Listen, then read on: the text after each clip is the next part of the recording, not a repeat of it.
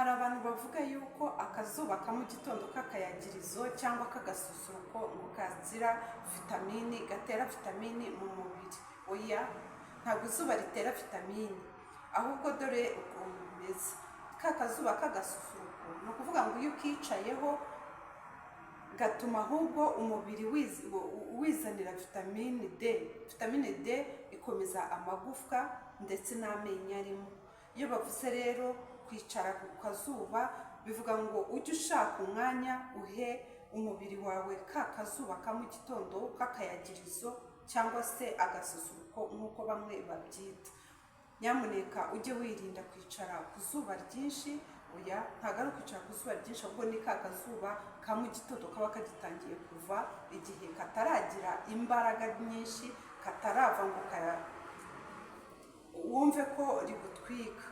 Ibyo ni byo zuba ryiza, hahandi uryicaraho ukumva urasusurutse, ukumva uguwe neza. Iryo zuba ni ryo rigirira akamaro umubiri wacu, ntabwo ari izuba wicaraho ukabira icyunzwe cyangwa se ukumva riragutwika.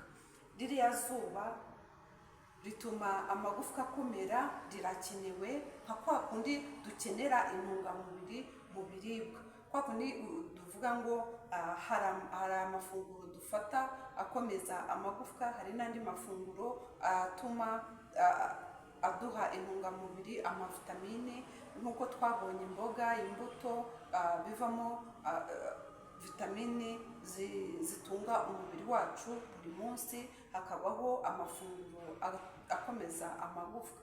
Hari abantu rero batazi kubitandukanya, batarasobanukirwa ukuntu amafunguro agiye atandukanye mu bice bitandukanye akomeza amagufwa, atwongerera vitamine, intungamubiri mu mubiri. Ntabwo bazi kubitandukanya, nka kuriya imboga, imbuto, kumenya kubitandukanya, gusobanukirwa vitamine zirimo, ibinyampeke biriya nk'uko twabibonye, ibikomeza amagufwa ni ibihe nk'uko twabibonye. Rero akazuba nako, ahangaha turi mu kiganiro cyo gusobanukirwa rya zuba rya mu gitondo icyo rimara, naryo riri mu byunganira ya mafunguro akomeza amagufwa. Umubiri rero iyo wicaye ku kazuba ka mu gitondo, ni ukuvuga ngo umubiri ubwawo uhita wishakiramo vitamine D ikomeza amagufwa. Niwumva ngo akomeza amagufwa, ujye uhita wumvamo amenyo nayo ari mu bibonerwa vitamine zikomeza amagufwa. Burya n'amenyo nayo aba ariyo, nayo biba bigendana. Abantu bajyaga babyitiranya rero, ati nagiye ku kazuba k'agasusuruko kugira ngo mbone vitamine A. Oya, ntabwo ariko bimeze. Ni vitamine, ni umubiri ubwawo, ntabwo izuba ritanga vitamine, ntabwo izuba rigira vitamine. Niba ariko wabitekerezaga, nawe ubisobanukirwe, ahubwo iyo waryicayeho umubiri ubwawo wigirira vitamine, umubiri uhita wishakiramo vitamine D. Ahangaha twese tubyumve kimwe, n'uwabyumvaga bitandukanye, n'uwabifataga uko wabyumvaga ukundi. Abenshi ndababwiza ukuri ko abantu benshi bazi neza yuko izuba rya mu gitondo ngo ritanga vitamine A, cyangwa se bakavuga ngo kanegere ku kazuba mpabwe vitamine. Ntabwo uhabwa vitamine, ahubwo yakicaye nko mu minota 15 cyangwa se iminota 30, umubiri wamaze kwishakira vitamine D.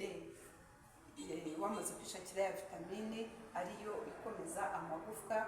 Ujye ugerageza ufate iminota mike cyane, wicare kuri kariya kazuba kugira ngo nako kagire icyo kaguhereza, na umubiri ubone izindi vitamine ziturutse kuri rya zuba ry'agasusuruko. Rero ndizera ko twese ahangaha tumaze kubyumva kimwe, nta muntu uzongera kubyitiranya wavuge yuko yabonye vitamine A cyangwa se yabonye vitamine ivuye ku zuba. Nkorera kuri subscribe, kuri like na share, umpera abandi iyo video, hanyuma basobanukirwe nk'uko natwe tumaze gusobanukirwa. Murakoze cyane, murakoze gukurikira TM Scovia TV show. Mujye mukomeza mumbere abakiriya b'inkoramutima, musharingire, mumurere na subscribe. subscribe. Ndabakunda cyane, nzabasangiza ibindi.